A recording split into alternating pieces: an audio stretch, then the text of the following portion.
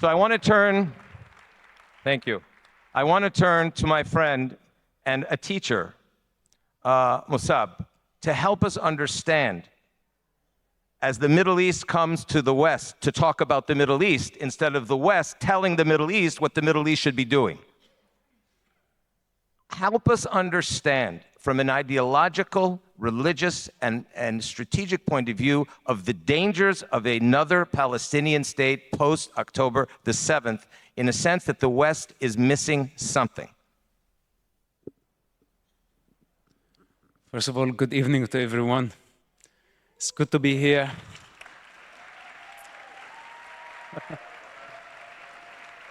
Well, I guess we are awake.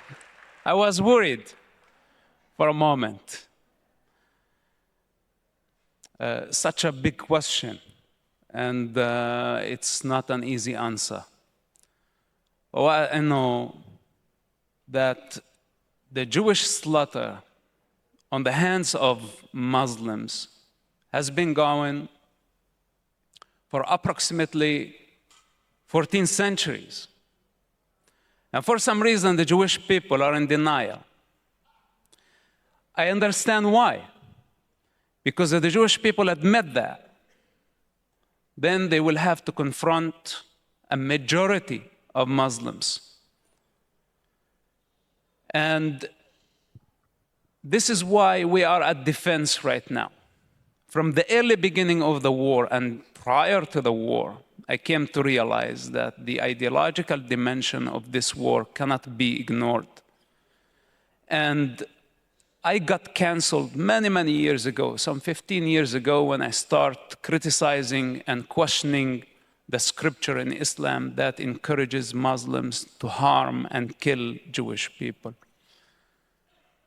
And I think the Jewish people are a very peaceful nation that does not look to harm the Muslims. But at least I think that we have the right, you have the right to question and say, what's going on here? Why the scripture is inciting against the Jewish people and what the world is doing about it. What other major religions is doing about it. And this is why I changed my strategy, that this is not only about Palestine. Palestine is non-existential. It's just a device that the Muslims use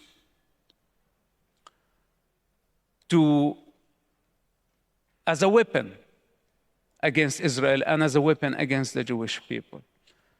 Fundamentally, Muslims think that Allah hates the Jewish people. And how can they love the Jewish people if their God that they bow 20 times a day hates the Jewish people? So I am not here to speak against the Muslims, but I want you to be aware of this fundamental problem, at least in your subconscious. You need to have this somewhere, that we have an existential threat. And now you see it in reality, how they were able to just turn the narrative against Israel in no time. And this is why from the beginning of the war, I said, Muslims, you have to back off. This is not acceptable to take the side of a terrorist group that just committed a genocide, a capital crime, unforgivable crime, by the name of resistance and by the name of occupation, colonialism, etc. Not acceptable. And now we have hundreds of millions of Muslims and Arabs spreading propaganda. And as you see, when people see it thousands of times per day, they start believing in it. It becomes real. So it is the time to move from defense to offense, to call things for what they are, to see them for what they are, and there is no need to be afraid. There is no need for us to be depressed. I have been fighting against Islam alone, by myself, for so many years. And I don't need the permission from nobody. If they want me to cease to exist, this means that I have to fight for my life. And you are in the same position right now. I'm not calling for a religious war. There has been a religious war. And it's about time to wake up. I'm not saying that we go on a war with the Muslim people, but at least we need to educate the rest of the world that we are in danger. Some people out there, hundreds of millions of them, want us dead. And we have to defend ourselves. Hamas is not only acting on their own. They belong to the Muslim Brotherhood. The Muslim Brotherhood belongs to a religion. And that religion has a scripture. And it's about time to open the books for the rest of the world. The majority of the world are with the Jewish people. Hinduism, they understand the Islamic danger. Buddhism, Buddhists, Christians, and it's about time. We need some help from the big majority religions to stand with us, because this is an existential fight. And if we don't win, it is going to be a disaster. The whole globe is going to go into chaos. I did not mean to talk about Islam this much, but in my opinion, Palestine, the Palestinian Authority, the PLO, Hamas, Islamic Jihad, the Muslim Brotherhood, all of them are inspired by the same death cult. Yasser Arafat was a Muslim Brotherhood. Abdullah Azzam was a Muslim Brotherhood. Osama bin Laden was a Muslim Brotherhood. Hamas, Muslim Brotherhood. All of them are Muslim Brotherhood. So we have a big problem that we need to wake up. And if we don't keep ignoring and denying the existential threat, then we will have to face it eventually when it's too late. Palestine depends on the destruction of Israel. If there is any definition of Palestine, it means the absence of Israel. This is what Palestine is.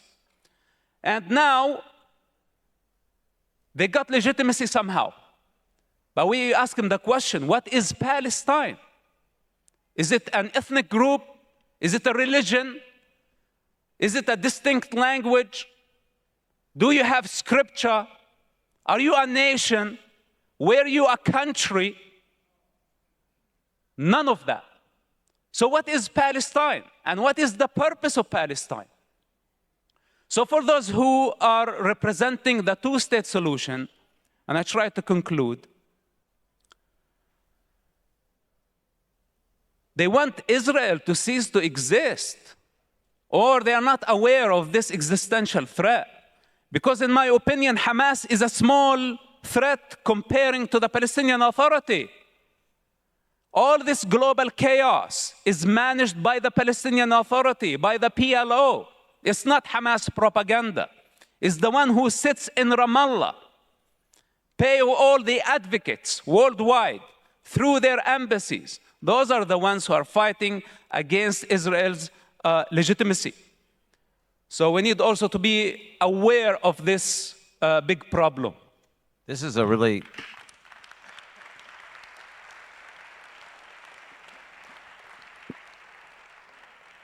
First of all, Mossab just answered the following 6 questions that I had. So My apology.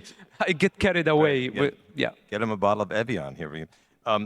You know, this is a real bombshell, because the numbers that I've been fiddling with, what we did at the JCFA, is a poll in the last few days that showed that in Israel, 69% on October 6th opposed a Palestinian state. On October 8th, 79% of Israelis oppose a Palestinian state, which they understand will be a third Palestinian state that would be, as Hamas's commanders have said, after October 7th, we will do October 7th again and again and again. I quote the top leadership of the Hamas. And everyone in this room may know that the polling numbers in Judea and Samaria, the West Bank, on behalf of Hamas are overwhelming in their support. So it wouldn't be an exaggeration to say that Hamas today is the recognized leader of the Palestinian street. Would that be correct? They won the last election. In 2005. In 2006. And that was the last election. That was Actually, they are the legitimate leadership of the Palestinians. So Houston and New York, we've got a major problem because well over 60% of the Jewish community and even more of the general community, in addition to policy elites, government, media, in this country, are expecting tomorrow morning a Palestinian state. And we're talking about the day after. What is the day after in Israel? The day after is right now. Because there not be a day after unless, in the view of the vast majority of Israelis, if Hamas is not defeated completely as a military and political power. That message, that idea, seems to be lost in the American discourse. How do you understand that, Mossab? This is not the only thing lost in this misunderstanding of the problem. There is no way for Israel. I just came back from Israel, and I know the Israeli street vibe. I met with thousands of people on the street. I talked to so many people, and nobody can afford a Palestinian state that is hostile to Israel. What happened on October 7 cannot be ignored. And I have been warning against this issue. You cannot give them Judea and Samaria. You cannot give them the mountains. You cannot sacrifice the Jordanian valley. This is a defense line. And I speak from security point of view. You see, I speak now like a right-wing Jewish extremist. But this is my understanding. Look, I have 10 years of counterterrorism experience on a regular basis. We are dealing with explosions, suicide bombers. The situation was out of control. This is my background. And when I think with a security background. And we cannot afford the masses of Arabians just invading, breaking the fence, and all of a sudden, what is that? 10 mile? What's 9 miles? Israel's wasted 9 miles at Diker. Okay. And up to this point, the Palestinian Authority has sponsored terrorism. They encouraged terrorism.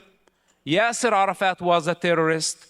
I was in his meeting when he gave my father the authority to blow up buses, markets, beaches during the Second Palestinian Intifada. It was the piece of information that I gave to the Israeli Shin Bet that was provided to the United Nations to condemn Yasser Arafat as a terrorist. I was in that meeting. And we are talking about a con artist, Egyptian con artist, that is the father of the Palestinian cause. So now we are dealing with an ideology. Palestine is not a country. It should not get more legitimacy because it's only an ideology, and this ideology needs to be countered. As long as the false narrative is there, it will keep rolling like a snowball, and we will have to deal with the consequences. So now I agree with them that our strategy should shift from defense to offense. We need to expose the false narrative. And when the world understands that there is no such thing as Palestine, that is just a false narrative. And the Palestinian entire narrative is the victim narrative that has nothing to do with reality, self-inflicted pain. This is what they've been doing. They brought themselves here, they brought the whole world here. It's not Israel's responsibility. Once we are able to mobilize Hollywood, journalism, everybody to bring the truth of this scam, political scam, then we may have a better chance to communicate with these people. But as long as they are living in this fantasy, we are not able to communicate with them. We are not able to please them or satisfy their ambition because it's a black hole. You give them East Jerusalem tomorrow, then they are going to say, we want West Jerusalem. If you give them the 1967, they are going to say, I want the whole thing. And they will continue to be a hostile. So now we are in trouble. It's a big problem. It is a big problem. So is there a solution? And Dan and I, we've been discussing this. Yes, there is a solution. But first of all, we have to get anchored in the truth and face reality, face things as they are. as long as we try to escape it, we are not able to provide a good solution for this problem. I just want to...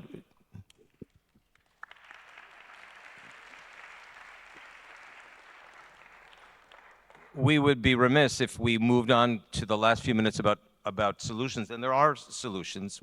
As a matter of fact, I remember very well back in 2006, the Jerusalem Center, at that time for Public Affairs, at the permission of my former boss, Dory Gold, we brought Jordanians and Palestinians to Washington to talk about a confederal federal approach to Palestinian, Israeli, Jordanian diplomacy. That is not to say, if His Majesty is watching from Amman, it is not to say that Jordan is Palestine for policy purposes, not to frighten anyone, but it is to say that there are federal, confederal approaches to living together, to diplomacy, to prosperity, security, and stability. But we would be remiss, ladies and gentlemen, if we did not go on the record and say what happened on October 7th was financed, supplied, strategized, and armed by the IRGC and the Iranian regime in Tehran. And we cannot allow this to go, as what they say, לעבור את זה סדר היום. Iran is the epicenter of what has happened before October 6th, after October 6th, the first direct attack on Israel by the Islamic Republic of Iran on October the 14th, and they're the taskmasters, the paymasters, the inspirers of Hamas, though they are Sunni, and also the Al-Aqsa Martyrs Brigade, the Palestinian Islamic Jihad, though they are Sunni, the Houthis, the Hezbollah, etc. That is the address, and that is the epicenter of the strategic attack on Israel, which they remind us and have reminded us every day for the last 45 years as the little Satan that they will destroy us on the way to destroying who? The big Satan, the United States. So I wanted to go on record as having that in context just for a couple of minutes to talk about other possibilities, because many people in this room and in Israel, they say, in Hebrew, they say, ma ken, ma ken. What is possible? There are many pathways to stability, security, because we have neighbors. We have Palestinian Arab neighbors, Judea and Samaria, the West Bank, 1,500,000. We have 2 million Palestinian Gazans, and there are ways in order to create secure and amenable, even friendly ways of living together. Share some of your ideas, Mossab, before we have to leave the stage. There are Arabs. I don't think that they're Palestinians. They're just carrying a false identity around. We are not Palestinians. When I was born, I had a Jordanian birth certificate, as millions of the people who were born there. So, first of all, we need to ask the people, what makes you a Palestinian? You are Arab. This is your ethnicity. And I don't think there is a problem between Arabs and Jews to get along. We have 2 million Arabs in Israel, even though I am not sure about their loyalty. And this is something also need to be taken into consideration. What we need a solid police force. We don't need 40 or 50,000 armed militia with Kalashnikovs all over the place protecting the governing authority. What do I want to do with all this? So first of all, we must disarm the Palestinian Authority. We don't need so many guns. We need a police force that is not corrupted, that can keep order for the Palestinians. Then it can assure Israel's security. Mahmoud Abbas will die sooner or later. The man is at the edge of collapse. And everybody is counting on Mahmoud Abbas. What's the day after Mahmoud Abbas? Who's going to rule the show? Who's going to be the player? They are conflicted people. So counting on the Palestinian Authority is a form of insanity. This is for the people who just putting their head in the sand. They're not realizing. We are betting on a dying thing. Actually, it's already dead. So we need to find an alternative. And what we need a police force. And by the way, my wild opinion, let Arab rule Arab. How about mandatory recruitment to the Arabs, to the Israeli Arabs, to rule the Arabs in the West Bank. One solution. Okay, not so many enthusiasm for this, but Arabs know how to deal with Arabs. It's not Israel's fault to manage the Arab madness. If it's not that, it could be the Jordanian intelligence, it could be the Egyptian intelligence, it could be a confederation with Jordan, with Egypt. It could be whatever, but not the Palestinian Authority as is today. This arrangement I don't like, because they are deceptive, they are double-faced, they are untrustworthy, and they are hostile to Israel wherever they go. With that said, we need an alternative, and I think there is a possibility of a loyal, responsible force in the West Bank that will take care of the security not only of the Arabs of Judea and Samaria, but also of the Jewish state security needs. This is on one hand. On the other hand, economy. The world has been investing so much money into the Palestinian Authority. And look at their operation. Worldwide embassies, delegations, ambassadors. How much is that budget, the annual budget, only to pay for the Palestinian Authority ambassadors and their entourage? Instead of all this, the Arabs in the West Bank don't need all this money spent, hundreds of millions of dollars on nonsense. We could have directed that money to build the economy for the generation in the West Bank. And this is where we need to shift strategy. Then, education. Education, I'd start with educating the Arabs of the West Bank on the Holocaust. This should be mandatory for every Arabian to learn from the Jewish experience, that never be a victim, to rise above pleasure, to rise above pain. This is the model that inspired me. But to stay a victim in victimhood, this is not acceptable. So Palestine is not going to solve the human condition in the West Bank. It is not going to solve the problem. Actually, it's creating more problems. With that said, we need to really have a deep look into the situation and be honest with ourselves. Is this serving the Arabs? Is this serving the Jews? Is this securing the future of the generation or not? Then after that, we make our decisions. Thank you, and I appreciate your patience. Thanks for watching. Drop a comment below. Don't forget to like, share, and hit subscribe to stay updated with our latest content. Until next time, stay informed and inspired. This is Djobnik signing off.